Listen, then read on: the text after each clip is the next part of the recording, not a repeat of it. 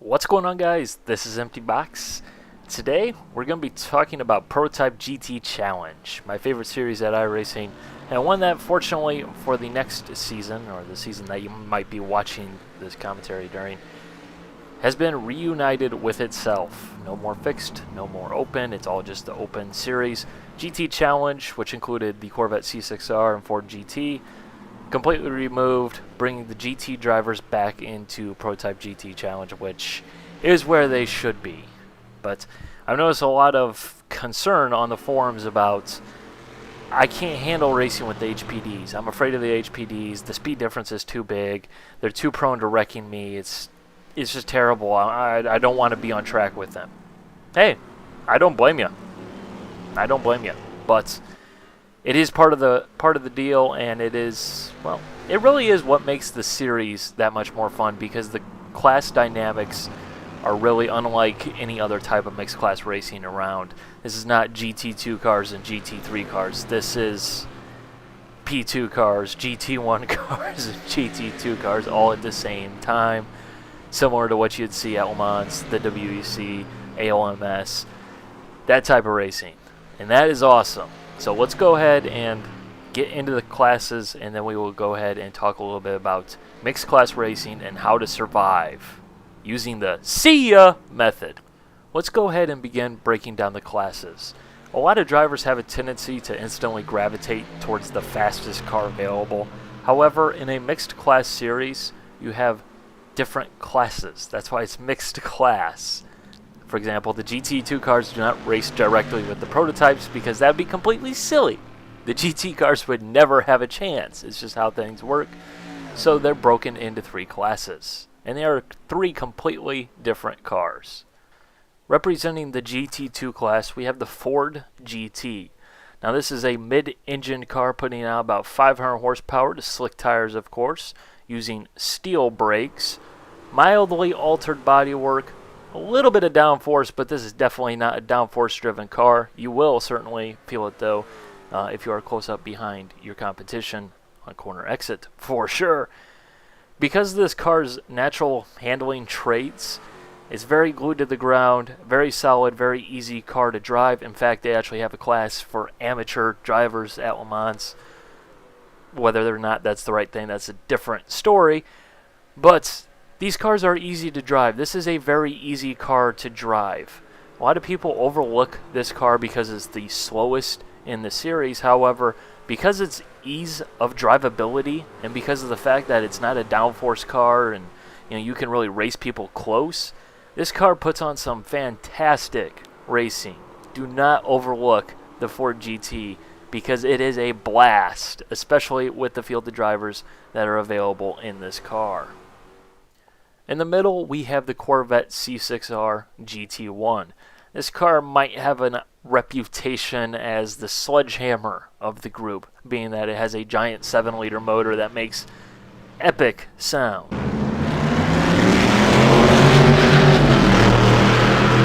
Okay, yeah, I really do like the sounds of this car at iRacing. Not going to lie. Puts out 600 horsepower to the rear wheels through a sequential transmission. You will need a blip on downshifts. Carbon brakes, so it's going to stop in a hurry.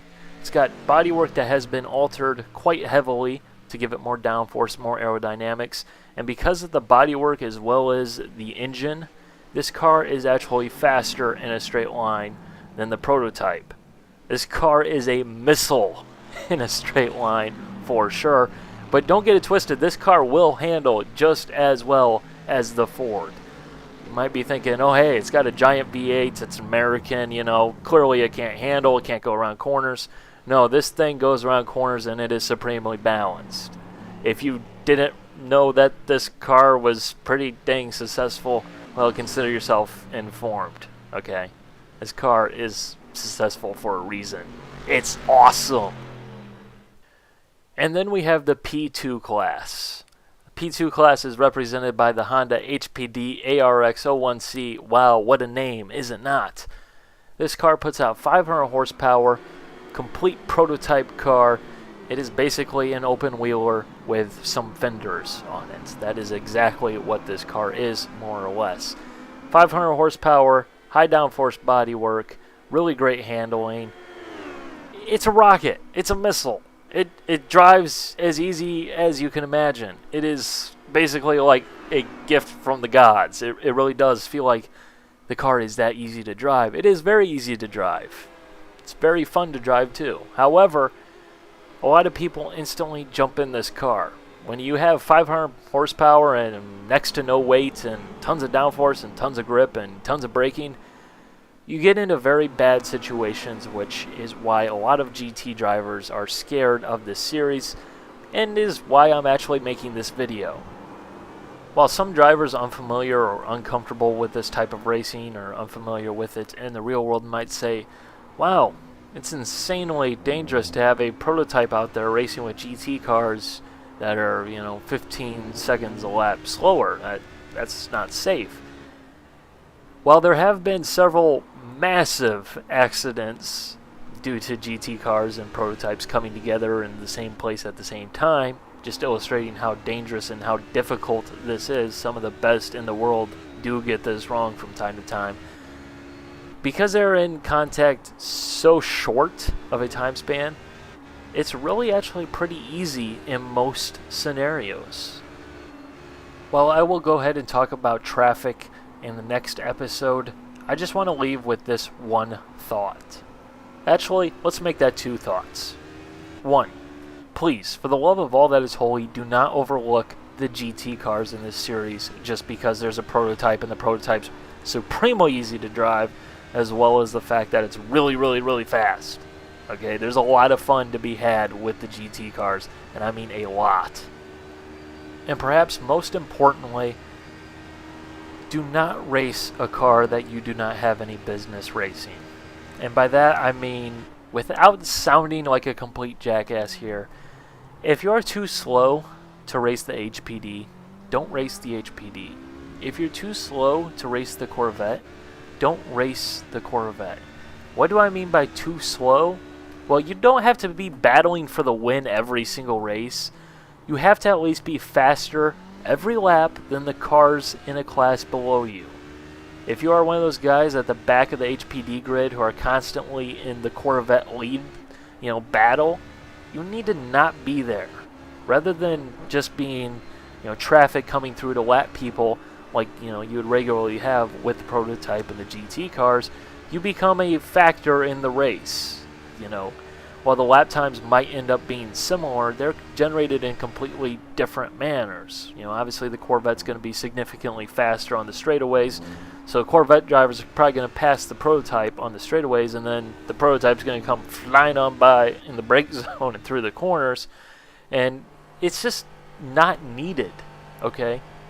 I can think of numerous times where I've been driving the Ford and I've been held up by a Corvette, and there's really nothing you can do because as soon as you get by them in a corner, they just rocket on by you in the straightaway because they have an extra 100 horsepower. And then obviously you get to the corner and then the guy's doing 15 miles an hour slower than me, and it's like, oh God, ah!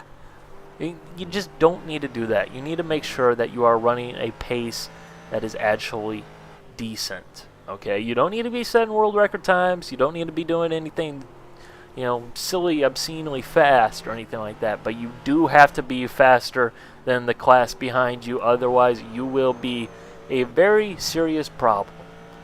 Especially if you're a slow HPD, it makes getting through traffic a lot more difficult because of the fact that you are going slower, which increases the time you are in contact with the slower class cars, which means there's more likely to be a mistake, more likely to be a crash, and that's not good.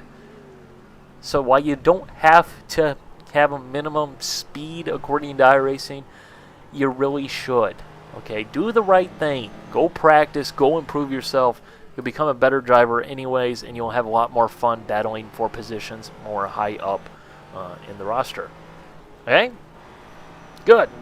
Hope you guys enjoyed this. Next time we're going to be talking about getting through traffic cleanly, safely, as well as how to survive as a Ford GT using the see ya method. Aight, bye.